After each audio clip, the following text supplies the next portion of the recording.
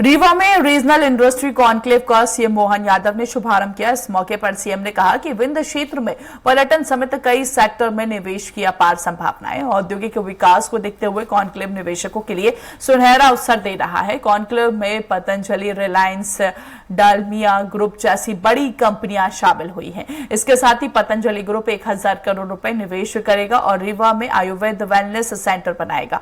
पतंजलि के एमडी आचार्य बालकृष्ण ने कहा कि 3 लाख करोड़ का पाम ऑयल हम दुश्मन देश से खरीद रहे हैं। इसकी पूर्ति करने में सबसे अग्रणी भूमिका मध्य प्रदेश निभा सकता है। तेल के सेक्टर में इंडस्ट्री लगाने जितना भी पैसा खर्च होगा उसके लिए पतंजलि तैयार है।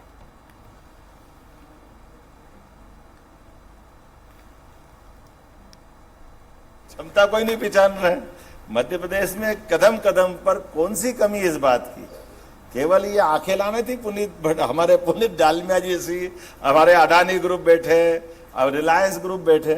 आप बताओ, कचरे से भी कमाई करके ये हमारे बीच में रिलायंस वाले कह रहे हैं कि ये जो पराली जलाते हैं, घर में जो भूसा निकलता है, ये नगर पालिका में जो कचरा निकलता है, उससे भी कमाई होती, उससे भी बिजली बनती, उससे भी खाद बनता है।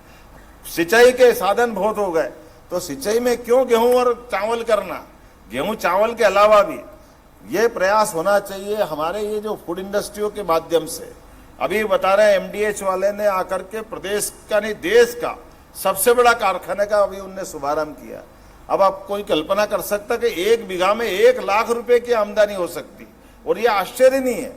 हमारे यहाँ ये फूड इंडस्ट्रियों के माध्यम से मालवा के तो कई किसान लहसुन, आलू, प्याज करते हुए अपने घर में इस प्रकार की आमदनी करते। और केवल ये नहीं, हर एक क्षेत्र में कौन सा क्षेत्र छूट रहा है? प्रत्येक क्षेत्र में विकास की संभावना, केवल काम करने की तो देर है। इसलिए आज हम जितने लोगों को लेके बैठे, अभी कोई चुनाव का समय भी नहीं, ना चुनाव की कोई बात। अब मैं कभी कभी इसकी केवल कल्पना कर रहा था। मैंने पुनीत डालमिया जी से बात कर रहा था कि देखो कैसा समय आया है।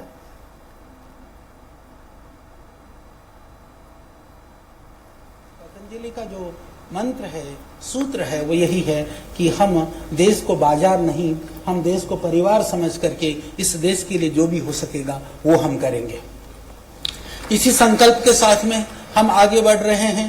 इसी संकल्प के साथ में हम सेवा कर रहे हैं मध्य प्रदेश में भी, क्योंकि पहले आप सब जानते हैं रुचि सोया के नाम से एक संस्था थी जो कहीं ना कहीं वो एक तरह से शिथिल स्थिति में एनसीएलटी से निकाल करके आज पतंजलि ने अपने हाथ में लिया है। वो मध्य प्रदेश उसकी मातृ संस्था है। तो यहाँ पर बहुत सारे क्षेत्रों में बड़े स्तर पर पतंजलि के माध्यम से, अभी पतंजलि फूड्स के नाम से उसके लिए बड़ा कार्य किया जा रहा है।